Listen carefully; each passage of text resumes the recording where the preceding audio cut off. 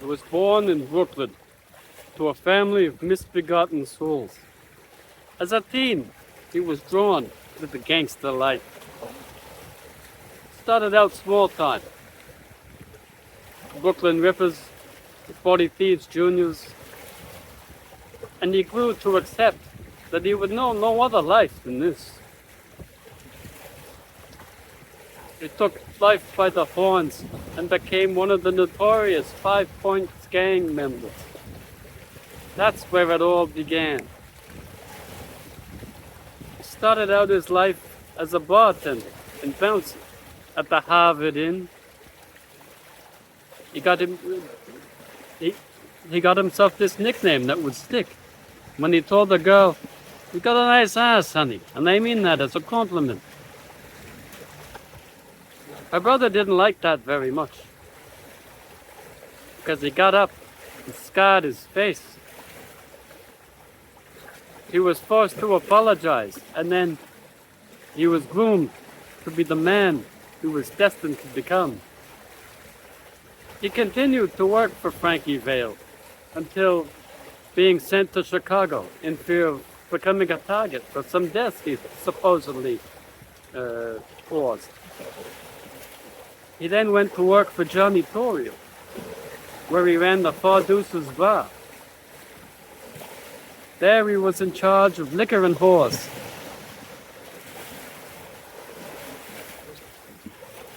But would soon come to find out that there was much more cash to be made in the bootlegging trade. The big boss didn't like this bootleg tradition, and for that, Big Jim would sleep with the fishes. This made Capone the number 2 man in the organization. Then something happened. The year was 1924. Chicago's mayor thought he had big ones and tried to push their business out of the city. So Al pondered this problem for a while, and he came up with the idea of taking over the town where he could, taking over a town where he could run his business right. Cicero was the name of the town. His Italian dad would be proud. He even rigged an election so that he would have all the power. And when his mayoral puppet wouldn't do as he was told, he knocked him down some stairs.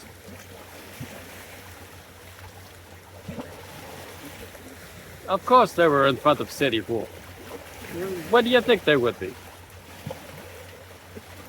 This he did to gain respect, of which he was well deserved. And for that, the police shot his brother, which led him to grieve. And now, the year was 1925. His boss, Johnny Torrio, decided to retire. After nearly being killed by the North Side gang, leaving Capone in charge of the Chicago outfit.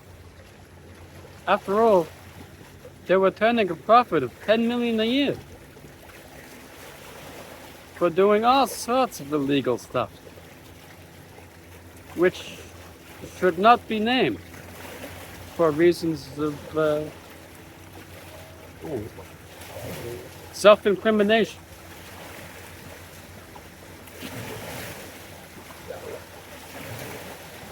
Although most of the dough was made through the sale of bootleg booze, he thanked the Lord for beer-swilling fools, living a life of luxury he was, in fancy suits, smoking expensive cigars, and all kinds of women draped over him, serving his most favorite drink, his Templeton Rye.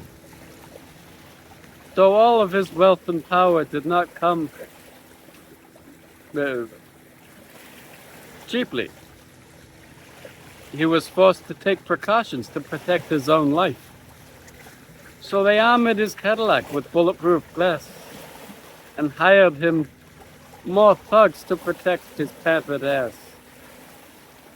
Many hideouts he had, which he used in a pinch There was one in Arkansas, one in Tennessee. He even had one you might not believe, for he kept it hidden under a moose's jaw. The most notorious of massacres that the cops could never pin on him occurred on St. Valentine's Day. But his sniveling arch nemesis by the name of Bugs Moran just kept on walking to avoid a bad thing. Even though he wasn't a saint of a man, he gave and he gave to his fellow man. He gave rations of milk to the school children so as to stave off the rickets. Served soup to the poor in all the kitchens.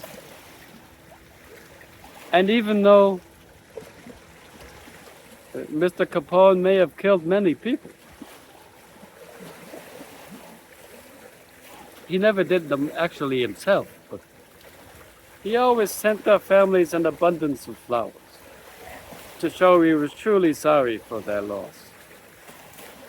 As the feds could not pin nothing else on him, they sent him up the river for evading the taxman.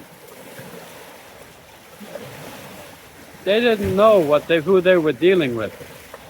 Everyone knows Al Capone don't pay no stinking taxes.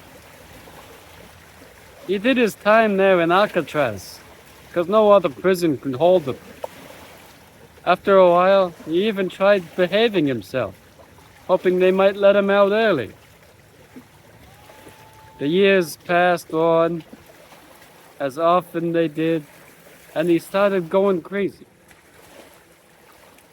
But that was from the syphilis he got from one of the whores.